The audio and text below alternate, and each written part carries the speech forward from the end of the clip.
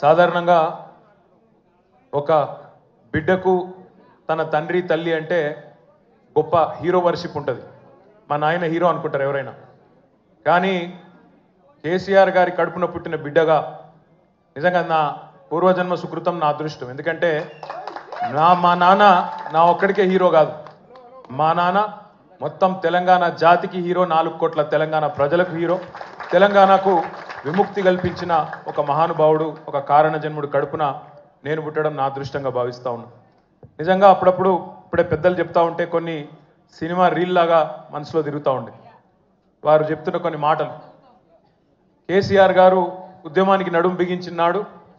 ఎన్ని ప్రతికూల పరిస్థితులు, ఎన్ని ఇబ్బందికరమైన పరిస్థితులు ఇప్పుడే పెద్దలు మస్సున్నాచారి గారు చెప్పినారు.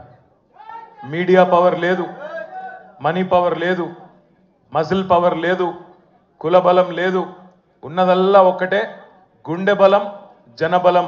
దానితోనే ఆనాడు 25 సంవత్సరాల కిందట పార్టీని పెట్టిన తర్వాత ఎన్ని దెబ్బలు, ఎన్ని అవమానాలు, ఎన్ని రకాల ప్రతికూల ఫలితాలు ఇప్పుడే హరీష్ రావు గారు మేము గంట వివరంగా చెప్పినారు.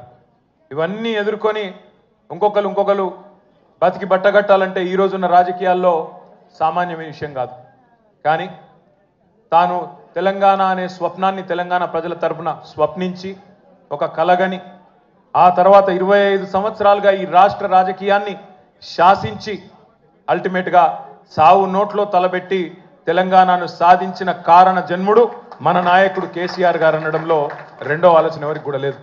ఇవాళ మనందరి లక్ష్యం ఒకటే కావాలి. కేసీఆర్ గారికి దీవెనలు ఇవ్వడంతో పాటుగా, కేసీఆర్ గారికి మీ ఆశీర్వాదాలు ఇవ్వడంతో పాటుగా మనందరి లక్ష్యం ఒకటే కావాలా. గత 14-15 నెలలుగా రాష్ట్రంలోని ఏ మూలకి పోయినా, ఏ ఊరికి పోయినా, ఏ పట్టణానికి పోయినా, ఏ మనిషిని ఒకసారి ఇట్లా కదిపినా, ఆటో డ్రైవర్ కావచ్చు, రైతన్న కావచ్చు, ఒక తమ్ముడు కావచ్చు, ఒక చెల్లె కావచ్చు, ఒక ఆడబిడ్డ కావచ్చు, ఎవ్వలను కదిపినా ఇవాళ ఒకటే మాట వినబడుతున్నది. మళ్ళీ కేసీఆర్ రావాలే, కేసీఆర్ గారు తిరిగి రాష్ట్ర ముఖ్యమంత్రి కావాలే అనే ఒకటే మాట వినబడతా ఉన్నది. ఇవాళ కేసీఆర్ గారి జన్మదినం సందర్భంగా మనందరం కూడా ఒకటే ప్రతిజ్ఞ తీసుకుందాం.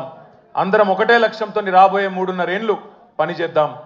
ఒకటే ఒక్క లక్ష్యం, మళ్ళీ తిరిగి ఏ కేసీఆర్ గారి వల్లనైతే ఈ తెలంగాణ సాకారమైందో అదే కేసీఆర్ గారు తిరిగి ముఖ్యమంత్రి కావడమే లక్ష్యంగా అందరం 60 లక్షల మంది గులాబీ దండు ఆయన కుటుంబ సభ్యులందరం కూడా కలిసిమెలిసి